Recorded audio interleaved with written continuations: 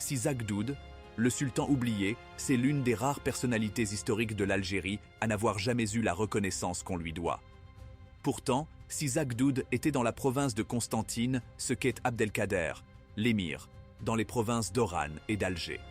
Zagdoud, chef charismatique originaire des Ouled Djebara près du Cap de Fer, s'était installé à Doua Ouled Menada avant l'occupation française.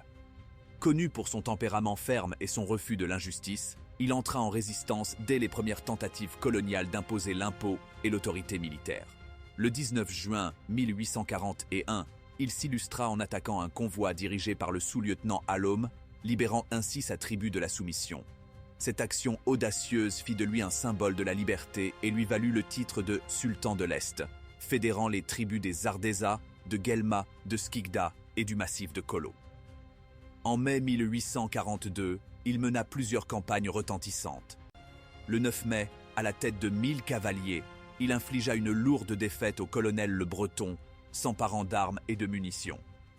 Le 20 mai, avec près de 5000 combattants, il attaqua El Harouche et tint tête 2 jours durant aux forces françaises, forçant l'ennemi à battre en retraite. Ce succès renforça son prestige et attira l'attention de l'émir Abdelkader, qui lui promit un envoi d'armes. L'une de ses plus célèbres ruses eut lieu le 4 mai 1842, lors de la bataille de Souktlata. Avec 2000 hommes, il feignit la déroute pour attirer les troupes françaises du colonel Brice dans un piège. L'ennemi, sûr de sa victoire, fut encerclé et défait après 24 heures de combat acharné. Zagdoud en sortit vainqueur et renforça encore sa légende. En mars 1843, sa lutte prit fin tragiquement. Trahi par son propre secrétaire, il fut surpris dans son sommeil avec sa famille dans une grotte du Cap de Fer et assassiné par les troupes françaises.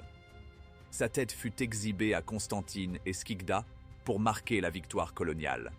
Sa femme et ses enfants furent emprisonnés, mais elle fit preuve d'un courage et d'une dignité qui impressionnèrent même ses geôliers.